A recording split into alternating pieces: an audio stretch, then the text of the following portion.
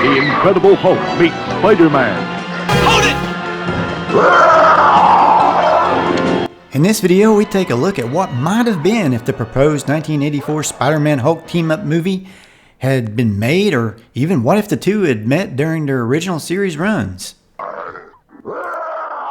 Our radiation experiment has unleashed the ultimate mutation, turning David Banner into a superhuman beast whenever he becomes angry. The Amazing Spider-Man.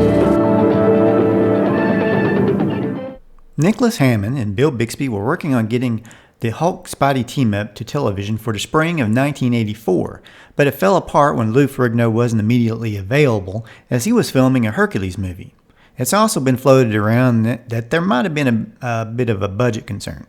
Of course, eventually we did get a Hulk meets Thor TV movie in 1988. Spider-Man ended its original run in 1979. It was canceled more because of CBS's feelings of the show more than its ratings. But had Spidey teamed up with the Hulk, the ratings would have probably been beyond what they could have turned up their noses at. And bringing some of the awesome creativity and storytelling from the Hulk series into the Spider TV world at that time might have breathed a big breath of fresh air to the series, and gave it the respect it needed from the network. I think the episode might have gone something like this. Maybe Peter Parker had a run-in with the Hulk as he was rampaging through New York. This is what I imagine it might have looked like at the Daily Bugle a little bit afterwards. Radio station in town. I don't believe a word of it. Somebody's playing a joke. Interrupt this program for a special news alert.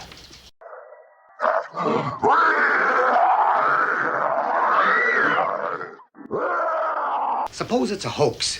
What do we look like then? What do we look like if we backpage it and it's real?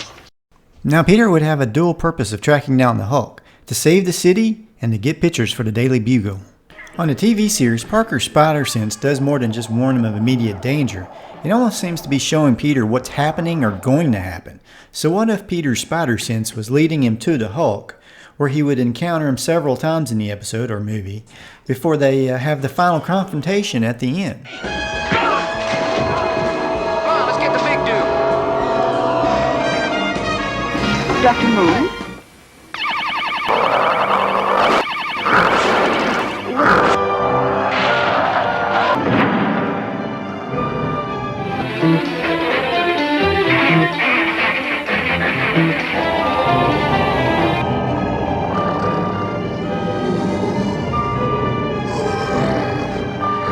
Can Spider-Man stop the Hulk before he destroys the city?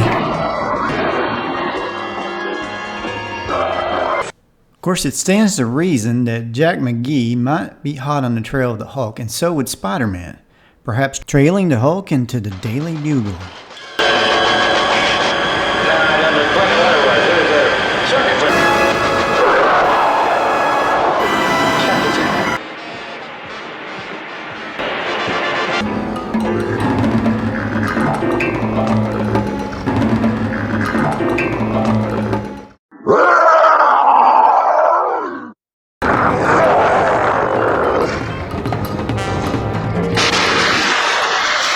I've always liked martial arts fighting, and the Spider-Man pilot had a great fight scene featuring Spider-Man versus some ninja dudes, and the Hulk had his own run-ins with kung fu fighting a couple of times, so perhaps the final fight scene would be a huge martial arts extravaganza that would end up on the rooftop.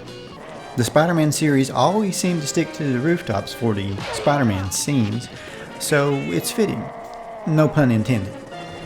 So, after the army of villains have been defeated, the evil leader of this group tries to escape on a helicopter where Spider-Man snags him with his web, and then the Hulk finishes the job by planting the helicopter back down to the ground.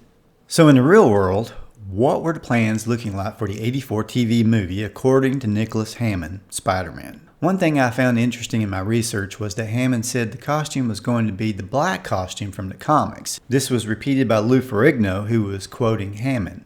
Lou Ferrigno, for his part, could only say that no one even contacted him, which led him to believe that Universal didn't want to do a joint project with Columbia, who owned the rights to Spider-Man television. Hammond also said he wanted Spider-Man to be more humorous, and he wanted to do more of the physical stuff that usually went to the stuntman. The humorous part would have made Spider-Man a little more like the comics. This was repeated by Lou Ferrigno, who was quoting Hammond. Lou Ferrigno, for his part, could only say that no one even contacted him, which led him to believe that Universal didn't want to do a joint project with Columbia, who owned the rights to Spider-Man television. Hammond also said he wanted Spider-Man to be more humorous, and he wanted to do more of the physical stuff that usually went to the stuntman. The humorous part would have made Spider-Man a little more like the comics. You have to give them credit on the old Spider-Man TV series. They didn't fool around with those climbing scenes. They were pretty awesome. When Batman and Robin in the 60s were climbing buildings, it was usually in the studio set. But when you've seen Spider-Man, you've seen him actually on top of buildings for the most part. Bill Bixby was set to direct the movie. Hammond said he was going to get writing credits along with Stan Lee and Ron Satloff. The original source of Hammond's statements is an interview he gave to SFX magazine, at least according to Comic Book Resources and a couple other sites. Hopefully it's not just some sort of urban legend. I guess the X-Files taught me to be skeptical of everything and trust no one, Scully. Or maybe it just taught me to be paranoid. I'm not sure. Anyway, I hope y'all enjoyed this little trip back in time and this discussion of what if the Incredible Hulk had teamed up with Spider-Man on television somewhere between the 70s and the 80s. I think it would have been fun. Well, that's it. Thanks for watching. If you enjoyed this video, please like, share, comment, subscribe if you haven't already. I appreciate it. Y'all have a great day.